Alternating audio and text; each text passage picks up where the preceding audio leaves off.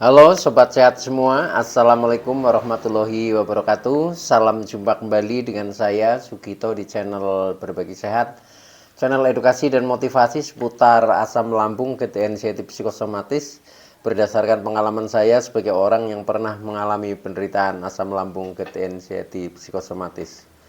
Harapan saya khususnya kepada teman-teman yang masih dalam penderitaan asam lambung, GTD anxiety psikosomatis, setelah menonton video ini akan dapat tersugesti dan termotivasi untuk dapat cepat sembuh. Saya bisa sembuh, insya Allah teman-teman pasti juga bisa sembuh. Badai pasti berlalu. Baiklah teman-teman, pada kesempatan kali ini saya akan berbagi seputar asam lambung, GTD anxiety psikosomatis dengan topik daftar makanan herbal yang pernah saya konsumsi pada saat asam lambung, GTD anxiety psikosomatis. Baiklah teman-teman ya, sebelum saya lanjutkan, tolong yang belum subscribe channel ini, klik subscribe dan loncengnya, supaya teman-teman tidak ketinggalan konten video-video berikutnya. Dan jika suka, klik like, selalu bagikan ke sosial media teman-teman. Semoga bermanfaat buat kita semua. Baik, kita lanjutkan. Jadi topik kita kali ini adalah daftar makanan herbal yang pernah saya konsumsi pada saat menderita asam lambung, GTD anxiety psikosomatis, dan ternyata banyak sekali manfaatnya hingga saya bisa sembuh total. Nah teman-teman semua, perlu kita sadari bahwa penderitaan asam lambung, GTD anxiety psikosomatis yang disebabkan oleh multifaktor ya, baik itu faktor fisik maupun faktor psikis, dengan sensasi yang sangat beragam, mulai dari ujung rambut sampai dengan ujung kaki, yang sering kita kenal sebagai 1001 rasa sensasi. Memang perlu kita tangani dengan bijak agar penderitaan asam lambung, GTD anxiety psikosomatis dapat cepat membaik atau dapat cepat sembuh total. Nah teman-teman semua, pada kesempatan kali ini memang saya fokus sharingkan tentang daftar makanan herbal ya yang pernah saya konsumsi dan yang tentunya ingat ya pada saat ini akan saya sharingkan kepada teman-teman.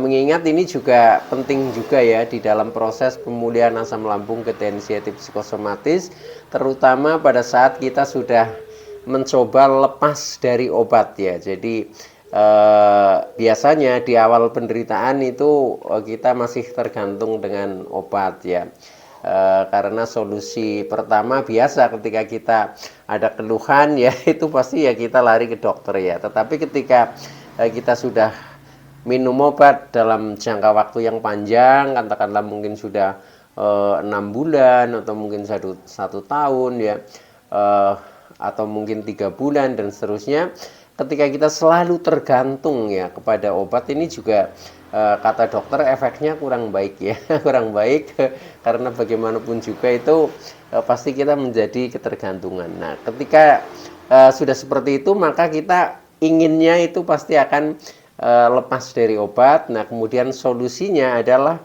kita mencoba mengefektifkan ya makanan-makanan yang bernilai herbal ya. Nah tentunya ini yang saya manfaatkan adalah makanan harian teman-teman ya. Jadi bisa dikatakan menurut saya tidak ada efek samping, wong memang saya sudah biasa makan itu ya. Cuma karena pada saat kita sedang mengalami penderitaan asam lambung, GTD anxiety psikosomatis, nah makanan-makanan yang bernilai herbal ini artinya yang punya manfaat ya, punya manfaat untuk pemulihan asam lambung. Nah ini lebih saya prioritaskan ya. Dengan seperti itu jadi efeknya di tubuh, nah ini akan lebih cepat membaik. Jadi memang untuk tubuh kita menjadi sehat, pertama memang dari faktor makanan ya, dari faktor makanan harus kita perhatikan, terutama makanan yang bernilai herbal atau yang punya manfaat di dalam pemulihan asam lambung, GTD anxiety psikosomatis. Selain itu untuk merawat fisik itu juga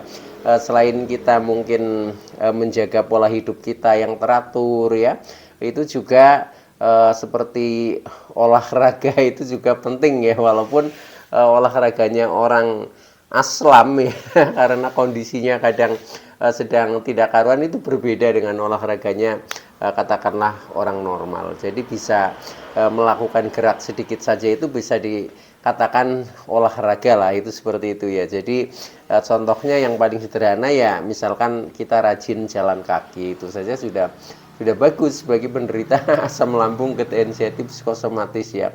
Apalagi yang kondisinya kadang kita masih sering keliengan ya, sering sempoyongan, masih takut berjalan. Ini otomatis akan kesulitan ya ketika melakukan itu. Tetapi itu harus memang kita latih ya, kita latih sedikit demi sedikit, karena selain kita melatih fisik ya, juga melatih psikis ya. Jadi yang namanya orang takut berjalan atau takut bepergian ini dia betul-betul takut, tidak bisa dipaksakan ya, itu seperti itu. Nah, maka dari itu cara menghilangkannya ya memang harus kita latih ya, latih itu sedikit demi sedikit, itu pasti bisa, nanti lama-lama juga akan bisa. Jadi kita analogikan itu seperti anak kecil yang baru belajar mandiri lah ya.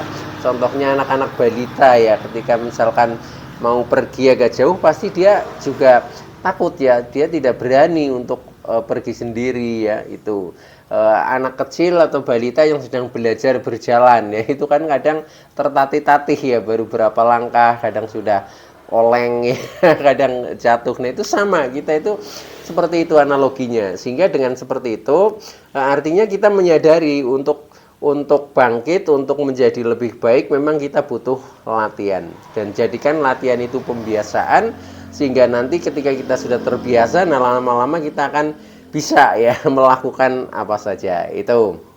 Nah, kembali kepada topik, yaitu tentang daftar makanan herbal yang pernah saya konsumsi ya, dan ini adalah makanan-makanan biasa yang menurut saya merupakan makanan harian ya, walaupun kita tidak terkena asam lambung ketiak inisiatif psikosomatis, itu ya juga sering makan ini ya, karena makanan harian biasa itu. Jadi yang terpenting bagi saya ini sepertinya tidak ada efek negatifnya, tetapi efeknya positif. Nah itu yang menjadikan saya menjadi semakin semangat untuk mengonsumsi hal-hal seperti itu.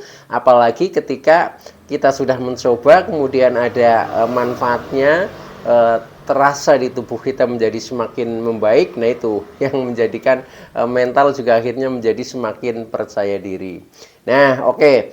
Jadi makanan herbal yang pernah saya konsumsi pada saat saya menderita asam lambung ketiak inisiatif psikosomatis, ini saya mulai dari posisi pada saat saya sangat terpuruk kondisinya ya. Waktu itu pokoknya ibaratnya hari-harinya itu hanya di rumah ya, hanya tiduran, paling duduk ya, karena rasa-rasanya sedang betul-betul memuncak ya. Jadi tubuh sudah kelihatan pucat ya, kemudian berat badan saja turun sampai 10 kilo ya. Untuk kepala itu selalu merasa kepala berat, keliengan ya, pandangan kadang buram, bergelombang ya, berkunang-kunang, kemudian telinga berdenging ya, kemudian untuk jalan saja sempoyongan ya. Pokoknya sudah mencekam sekali, termasuk ketakutannya itu, sampai jalan saja ibaratnya mau ke kamar mandi saja itu harus ditemani juga ya, karena rasanya takut ya, takut nanti kalau jatuh nggak ada yang menolong. Nah itu bagaimana? Nah itu seperti itu. Akhirnya ketika saya mau ke kamar mandi saja saya minta tolong diantar, itu seperti itu ya. Nah itu pada saat itu terutama sensasi di perut itu juga masih luar biasa ya. Jadi kalau untuk makan ya, apalagi makanan yang agak keras mungkin ya, itu mungkin karena lambung juga mungkin terjadi iritasi ya, atau pokoknya lambung ini sedang tidak punya kekuatan lah sepertinya ya untuk mencerna ya. Nah akhirnya menjadi sulit mau makan apa-apa, itu juga sulit ya, apalagi reaksi setelah makan kadang kita sensasinya juga nggak nyaman ya, yang kadang di ulu hati di sini mengganjal, kemudian rasanya enek ya seperti ditekan dan lain sebagainya, belum yang merasa perih, sembelit dan lain sebagainya. Nah itu menjadikan kita ini malas untuk makan ya waktu itu ya. Nah akhirnya kemudian setelah saya ini ya mulai mengkonsumsi makanan-makanan herbal ya, tentunya ini saya dapatkan dari sharing teman-teman ya, ada yang dari saudara yang kemudian memberikan masukan, itu saya coba. Jadi saya senang mencoba ya, senang mencoba ketika itu ada informasi yang positif. Bahkan saya selalu mencari informasi positif yang berhubungan dengan penderitaan asam lambung, detensi psikosomatis. Karena apa? Karena saking pengennya cepat sembuh itu seperti itu ya. Itu. Nah, maka dari itu ini saya sharingan pada teman-teman ya, pada saat posisi istilahnya sedang terpuruk, terutama perut ini untuk makan juga agak sulit ya. Nah, ini yang pertama ya yang saya konsumsi ini adalah labu kuning rebus, teman-teman. Jadi labu kuning rebus ini biasa ya, kalau kadang dipakai untuk sayur juga ada ya itu. Nah, ini cukup membantu sekali. Jadi labu kuning rebus itu dicarinya juga mudah ya, kita cukup ke pasar saja ya, itu pasti ada ya. Nah, itu tinggal kita rebus ya, kita potong-potong lah, direbus atau dikukus itu sama saja ya. Nah, itu kan teksturnya lembut sekali ya, lembut sekali sehingga di lambung itu terasa nyaman ya, jadi lunak ya, lunak. Selain memang itu juga karena sifatnya kan seperti buah ya, itu akan memperlancar proses pencernaan juga. Nah, akhirnya lewat rutin makan itu ya, terutama di pagi sebelum saya makan ya, itu saya selalu makan itu ya. Nah, makan itu, nah akhirnya terasa menjadi semakin enak ya, semakin enak. Wah, ini sudah agak membaik. Nah, akhirnya saya lanjutkan seperti itu. Nah, tetapi kadang hanya mengkonsumsi itu juga kita kadang agak bosan ya, teman-teman. Makanya juga ada hal lain lagi yang memang fungsinya mungkin hampir sama ya, tetapi juga untuk menghilangkan kebosanan. Nah, saya kadang variasi ya. Jadi variasi, tidak hanya itu terus ya itu. Nah, kemudian untuk variasi itu yang kedua ini ya, tadi yang pertama adalah labu kuning rebus ya. Kemudian yang kedua bubur pati irut, teman-teman ya. Bubur pati irut atau mungkin ada yang istilahnya pati Garut ya, atau mungkin kanji juga boleh ya. Pokoknya bubur pati lah, itu saya karena sudah saya coba semua ya. Jadi bubur pati irut ya itu saya coba, cuma kalau yang asli irut itu memang agak mahal ya, teman-teman, harganya. Nah, kemudian kalau hanya tepungnya kanji ini murah ya, murah sekali itu. Nah, itu pernah dua-duanya saya coba dan ternyata efeknya dua-duanya positif juga. Jadi intinya itu sebenarnya bisa dibuat minuman, bisa juga dibuat bubur. Tetapi setelah saya coba itu lebih enak dibuat bubur, sehingga saya lebih seneng ngomongnya bubur ya, bukan minuman. Tapi awalnya saya sudah mencoba, saya bikin minuman ya di gelas ya, 1 sendok, kemudian saya tuang air mendidih ya, tetapi rasanya kurang enak karena kurang begitu masak ya, kurang begitu matang lah, itu seperti itu. Nah, kemudian yang menjadi lebih enak itu saya bikin bubur ya. Jadi bubur biasa ini misalkan saya pakai panci kecil ya, katakanlah pakai panci teflon itu ya. Kemudian saya ambil 1 sendok atau 2 sendok ya. Nah, kalau 1 sendok agak besar itu pun sudah cukup ya. Jadi nggak perlu banyak-banyak sebenarnya. Nah, itu kemudian kita tuang air secukupnya ya. Kemudian kita aduk rata. Setelah aduk rata ya, kemudian kita panaskan di kompor sampai mendidih ya. Nah, nanti begitu mendidih itu bentuknya sudah berubah menjadi bubur ya. Itu seperti itu. Jadi bentuknya seperti lem, teman-teman ya, seperti lem persis itu. Nah, itu manfaatnya ya.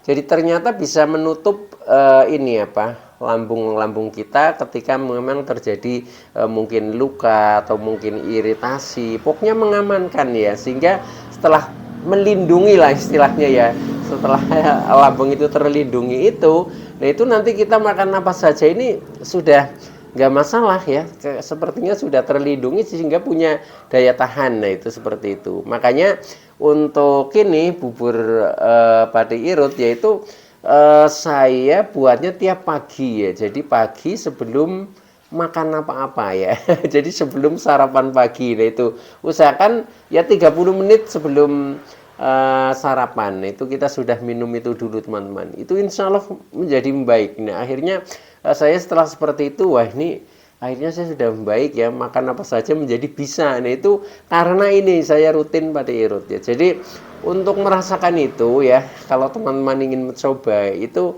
rutinkan misalkan dalam waktu 1 minggu ya, 1 minggu tiap pagi itu saja ya.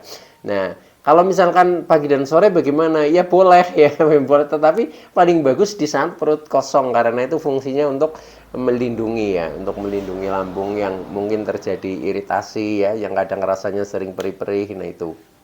Nah makanya efektifnya itu pagi ya. Nah kalau misalkan baru sekali 2 kali bagaimana Pak? Nah kalau baru sekali 2 kali itu ya sebenarnya sudah terasa, tetapi kan belum begitu ya, belum begitu. Makanya ketika teman-teman kadang sebenarnya sering nyoba ya, tetapi kalau baru sekali kemudian sudah mengambil kesimpulan wah nggak ada efeknya apa-apa. Nah ini menurut saya salah teman-teman ya. Jadi bedanya antara makanan herbal dan obat kimia itu prosesnya. Kalau obat kimia begitu kita makan langsung kita rasakan ya, misalkan menjadi membaik ya. Tetapi kalau yang namanya herbal ya, herbal apalagi jenisnya makanan, ini butuh waktu, minimal butuh proses ya. Jadi prosesnya seiring dengan jalannya pencernaan itu ya. Jadi tidak begitu instan ya. Dan untuk efek yang lebih kuat ya, lebih istilahnya lebih bisa dirasakan itu ketika kita melakukan rutin ya, contohnya itulah katakanlah 1 minggu kita rutin tiap pagi, nanti teman-teman baru bisa mengatakan ya ini bermanfaat, contohnya seperti itu ya. Nah itu mungkin bagi teman-teman yang masih punya sensasi-sensasi seperti itu khususnya di perut, silahkan dicoba saja ya. Kalau memang cocok ya mudah-mudahan itu menjadi jalan kesembuhannya. Tetapi kalau memang tidak cocok ya mungkin karena permasalahannya berbeda atau sensitivitas tubuhnya juga berbeda ya. Nah itu ya tidak perlu dilanjutkan. Maka dari itu untuk yang berhubungan dengan hal-hal seperti ini memang kita perlu mencoba dan kita perlu merasakan teman-teman ya. Kalau memang dirasa itu menjadi lebih baik ya udah kita lanjutkan. Kalau memang reaksinya kurang baik ya, nah itu mungkin kita kurangi ya, atau mungkin kita tidak melanjutkan. Itu seperti itu saja ya. Wong ini kan sifatnya makanan kan seperti itu ya. Itu. Nah itu yang kedua ya, yaitu tentang bubur pati irut. Nah kemudian yang ketiga, ini jarang dipakai orang ya, tetapi menurut saya ini efektif juga. Yang ketiga yaitu makanan yang menurut saya bermanfaat ya, memperbaiki ketika kita asam lambung, itu adalah tape singkong teman-teman ya. Tape singkong ya, kalau di tempat saya ini tape singkong ya. Tapi mungkin kalau di Jawa Barat ya, di Bandung mungkin piem ya. Cuma agak beda ya tape singkong dengan piem. Kalau piem itu agak keras ya, kalau tape singkong bisa ini betul-betul lunak sekali ya. Itu jenis tapenya yang berbeda, jenis singkongnya ya, itu saya amati seperti itu. Tetapi ya itu hampir sama ya, mungkin bisa dipakai juga ya itu. Nah tape singkong ya ternyata ya itu ketika kita kan perut kita sering merasa kembung tuh, merasa kembung, merasa begah ya. Nah itu karena gasnya banyak ya, Nah walaupun ini ada yang berpendapat loh, singkong kan mengandung gas Pak, nanti gimana? Nah itu, nah makanya yang penting itu adalah kita mencoba ya. Ternyata tape singkong ya, walaupun singkongnya mungkin mengandung sedikit gas ya, tetapi itu sudah melalui proses ya. Jadi tape ini adalah proses makanan yang sudah melalui fermentasi ya, dan itu di pencernaan ternyata cukup membantu ya. Selain maksudnya bentuknya yang lunak ya, otomatis mudah dicerna. Nah kemudian sebenarnya itu juga tape singkong juga mengandung pati juga ya. Kalau di apa istilahnya dicari ekstraknya itu sama juga seperti misalkan pati irut ya, itu ada juga seperti pati kanji, itu kan juga dari singkong ya. Nah itu, nah makanya itu menjadi nyaman ya. Nah kemudian Yang paling saya rasakan efek dari tape singkong ya, itu buang anginnya menjadi sangat lancar teman-teman ya. Jadi coba saja ya. Biasanya kan karena perut merasa begah ya, kembung, itu karena buang anginnya tidak lancar ya. Jadi buang anginnya itu bisa lancar sekali itu kalau kita ini makan tape singkong ya, termasuk BAB juga menjadi lancar. Nah, dengan seperti itu ya sudah perut menjadi semakin nyaman. Nah, ini pun pernah saya konsumsi ya itu. Nah, itu tape singkong. Justru paling awal ini saya konsumsinya tape singkong itu tiap hari saya beli di warung ya, itu hanya satu bungkus ya. Satu bungkus itu murah, itu hanya 1.000 ya, itu seperti itu. Nah, itu saya makan itu habis satu bungkus itu, tapi kan bentuknya nggak begitu banyak lah ya, pas itu seperti itu. Nah, itu rutin saja. Nah, itu di perut ini menjadi lega ya, kemudian buang air lancar, BAB juga lancar, tapi harganya sangat murah itu tape singkong ya. Buat sendiri juga bisa teman-teman ya, itu sangat bermanfaat. Nah, itu yang ketiga ya teman-teman ya, makanan herbal untuk asam lambung. Nah, kemudian yang keempat, dari rebusan-rebusan yang sering saya pakai untuk ngemil ya. Nah, ini contohnya ya rebusan singkong juga ya. Singkong kalau direbus juga agak enak juga ya. Nah, itu juga saya sering itu rebusan singkong. Kemudian rebusan talas ya. Talas itu juga enak ya direbus itu. Atau bisa juga ubi gembili, uwi gembili kalau di tempat saya ya, itu yang ubi tapi yang pohonnya merambat ke pohon itu ya. Itu teksturnya lembut sekali ya, jadi kepiur ya, bukan ubi seperti ubi si lembu misalkan, bukan itu ya. Nah, itu jadi ubi itu bermacam-macam ya. Nah, itu ya, kalau yang ubi gembili ya itu yang pohonnya ke pohon ya. Nah, ini teksturnya lembut sekali ya.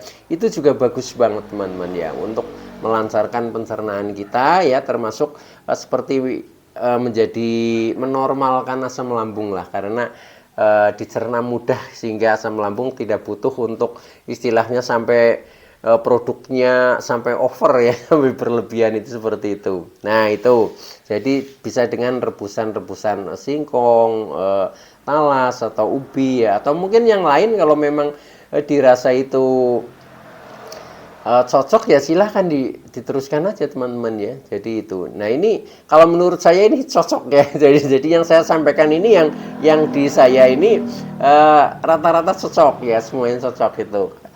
Kemudian yang berikutnya yang kelima ya. Yang kelima itu saya rajin makan pisang kepok teman-teman ya. Jadi sebagai buahnya itu pisang kepok. Nah, pisang kepok itu pisang biasa itulah yang suka dipakai untuk pakan burung ya, burung kutilang, burung serocokan, burung cucak hijau ya, burung jalak itu senang sekali makan itu ya. Nah, itu tidak usah dimasak ya. Jadi yang penting pisang itu sudah matang ya, tidak perlu digoreng, tidak perlu direbus, langsung aja kita makan. Nah, itu juga bagus ya, karena itu bisa menetralisir asam lambung juga ya itu. Jadi kita pilih makanan-makanan yang memang bermanfaat teman-teman, sehingga tahu-tahu nanti kita menjadi sehat kembali dan akhirnya sembuh, itu seperti itu. Nah, itu buahnya pisang kepok ya. Nah, kemudian yang lain lagi yang hubungannya dengan minuman ya. Nah, ini saya juga rajin minum air kunyit teman-teman ya. Air kunyit ya. Air kunyit itu buatnya mudah ya, cuma kunyit ya, katakanlah 2 ruas lah, kemudian saya cuci bersih, kemudian saya iris-iris tipis-tipis ya, seperti seriping itu, kemudian kita tuang di gelas. Nah, setelah kita tuang di gelas, kemudian kita tuang air mendidih.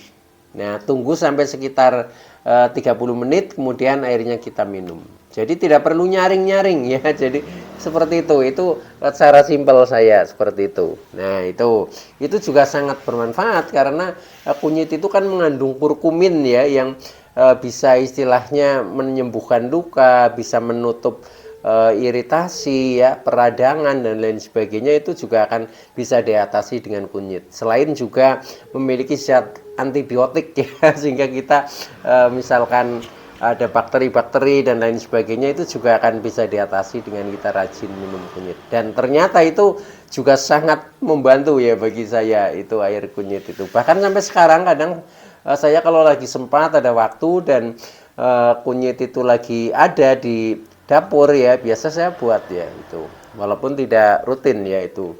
Hanya untuk istilahnya antisipasi lah, menjaga seperti itu. Nah, selain itu yang ketujuh ya, kalau tadi air kunyit, yang ketujuh air tajin, teman-teman. Air tajin itu air rebusan ketika kita menanak nasi ya. Menanak nasi, airnya masih ya, sudah mendidih tapi masih, nah kita ambil. Nah, itu air tajin jadi merupakan ekstrak daripada nasi ya. Itu ketika kita minum itu sama saja kita sudah makan ya. Jadi agak kenyang ya. Itu juga bagus ya. Karena sifatnya juga sangat lunak ya. Jadi pokoknya intinya yang lunak-lunak itu di lambung itu pasti akan kondusif itu. Rumusnya seperti itu ya. Itu. Nah, itu. Nah, kemudian yang terakhir ya. Jadi kalau minuman itu air kunyit, kemudian air tajin, kemudian yang kedelapan adalah madu murni. Nah, madu murni ini memang kadang susah dicari teman-teman ya. Jadi kalau kita misalkan beli di toko di mana itu untuk kemurniannya itu kadang ya hanya berapa persen lah seperti itu ya. Nah, ini madu itu juga ada yang cocok, ada yang tidak teman-teman ya. Ada yang cocok, ada yang tidak. Nah, ini juga sudah saya coba ya, saya mencoba itu. Nah, ternyata untuk menjadi lebih cocok itu lebih penting ditentukan oleh dosisnya teman-teman ya.